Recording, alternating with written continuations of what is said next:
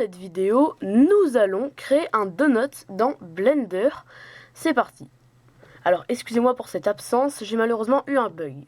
Donc nous voilà dans Blender et je voulais vous montrer que la nouvelle version est sortie. Je vous mets le lien pour télécharger Blender dans la description. D'abord, je vais activer les raccourcis clavier. Voilà. On va faire A, supprime, et nous allons ajouter un torus. Donc, nous allons modifier les paramètres en bas. Sachez que si vous allez cliquer à côté de la fenêtre et qu'elle a disparu, vous pouvez appuyer sur F9 pour la faire réapparaître. Ok, donc on va modifier ce paramètre pour avoir un aspect bien plus lisse. On va modifier le rayon principal.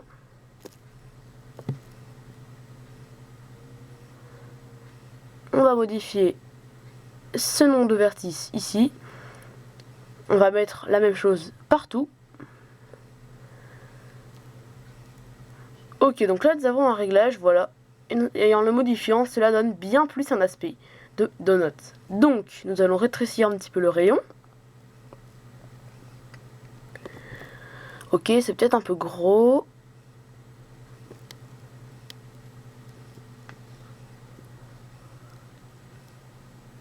Là, c'est pas mal.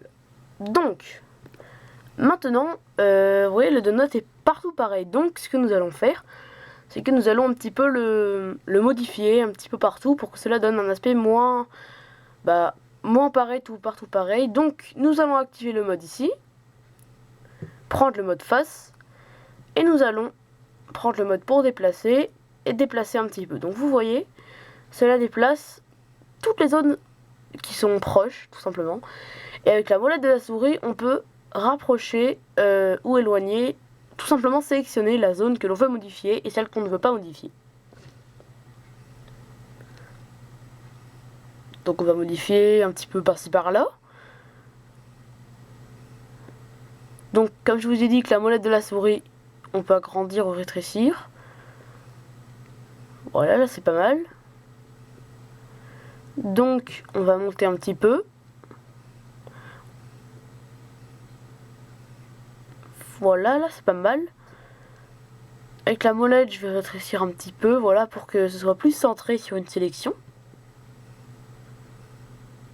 On va baisser cette zone-là. Et là, vous voyez, ça donne déjà un meilleur aspect. On va le faire aussi un petit peu dessous.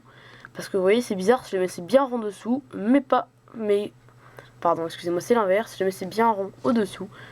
Et dessus, ça l'est moins. Donc, comme je vous ai dit, on modifie dessous. Ok. Nous allons faire ombrage lissé pour avoir quelque chose de lisse et non pas plein de petits carrés. Donc, nous avons déjà quelque chose. Nous allons maintenant passer en mode édition et nous mettre sur une vue de côté. Alors là, nous allons sélectionner la zone du dessus, mais pour éviter de devoir faire plusieurs étapes, nous allons passer en mode où on voit à travers, donc en pressant Alt Z. Donc nous allons sélectionner. Donc là, ça nous a sélectionné tout le tour. Et Shift D, Z, pour le dupliquer sur l'axe Z. Ensuite, nous allons faire P, séparer, sélection. Donc, nous allons passer en mode objet. Et nous allons nous occuper de la zone que nous venons d'enlever. Donc, nous allons la sélectionner et nous allons aller dans la partie modifieur pour ajouter un modifieur de solidifié. Un modifieur solidifié sert à donner un aspect avec de la transparence, de la largeur au niveau de l'objet. Parce que jusque là c'était tout fin comme du papier. Donc c'est déjà bien mieux. Donc on voit qu'ici on a quelques petits défauts. C'est absolument normal puisque c'est encore en mode petit carré, comme tout à l'heure. Donc on va baisser avec la molette de la souris la zone que l'on veut modifier pour donner un aspect un petit peu coulant, quelque chose comme ceci.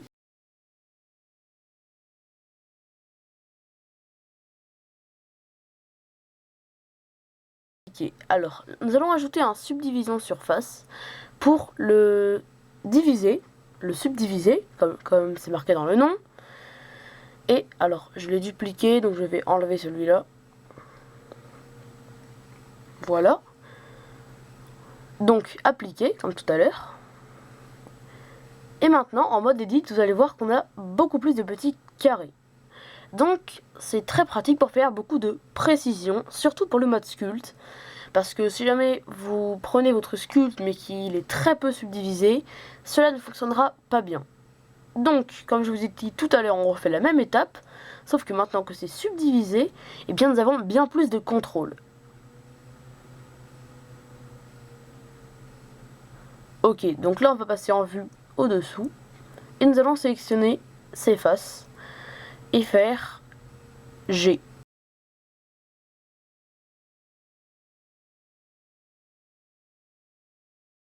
Parfait. Donc, on va, encore une fois avec la molette de la souris, baisser la zone, et nous avons un aspect un petit peu coulant. Donc, maintenant qu'on va faire ça, maintenant qu'on a fait ça, nous allons passer en sculpt mode. Donc le sculpt mode, sert à modifier sans devoir se soucier des vertices, des faces ou des arêtes.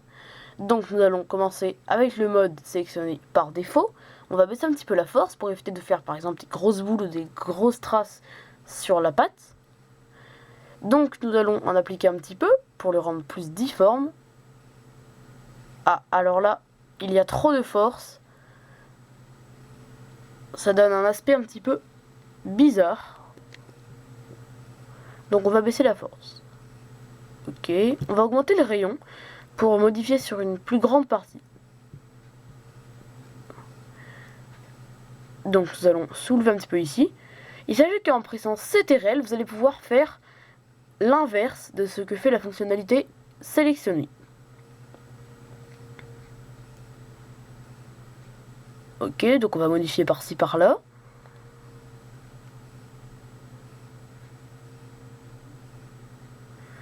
Ok, ici aussi un petit peu. On va baisser un petit peu la force.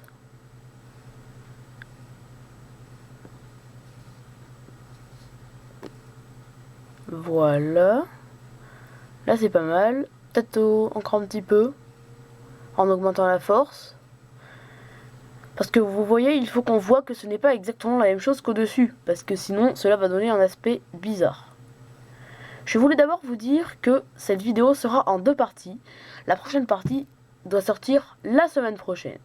Donc nous allons le baisser sur l'axe Z. Et nous avons déjà quelque chose.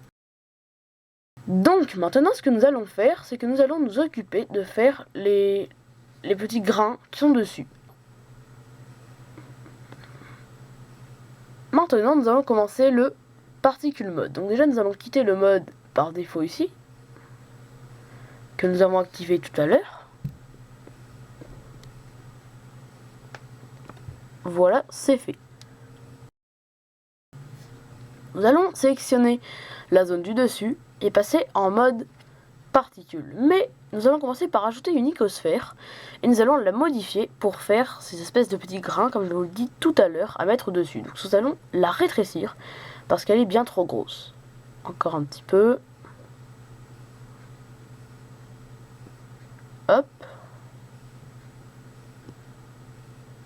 Donc nous allons passer en mode édition et c'est en mode vue à travers, en mode rayon X. Parfait, donc nous allons le baisser sur l'axe Z en faisant attention qu'on ne voit pas à travers. Et nous allons maintenant nous occuper d'autre chose. Donc nous allons faire définir origine hors univers géométrie en faisant un clic droit. Et nous allons la dupliquer sur l'axe Y en faisant Shift D Y. Donc nous allons passer en mode edit et nous allons la rétrécir, puisqu'il faut qu'il y en ait de différentes tailles. Si elles sont toutes pareilles, le rendu ne sera pas très réaliste. Donc, clic droit, définir origine, origine de géométrie, Shift D Y comme tout à l'heure, et nous allons encore une fois la déformer.